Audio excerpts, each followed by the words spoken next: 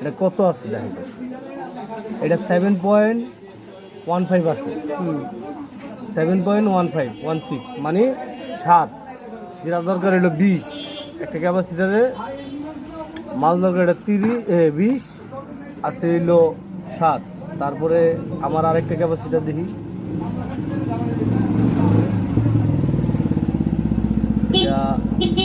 এটা আছে হইলো 11, 12, 40। আচ্ছা, এটাও দরকার হইলো 20, আছে হইলো কত 12। এটা নতুন ক্যাপাসিটার, এটার পয়েন্টটা দেখি কত লেগে আছে, 20 UF।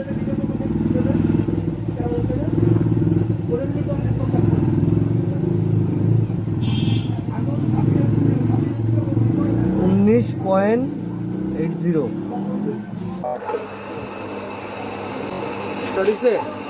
হ্যাঁ, প্রবলেমটা কি আসলো, ক্যাপাসিটার 7.5 ক্যাপাসিটারে কি কত দিচ্ছে এটা? পয়েন্ট আসলে আচ্ছা, 7 পয়েন্ট। তারপরে আমার একটা সিগন্যাল ছিল, এটা কতই ছিল 11, 12।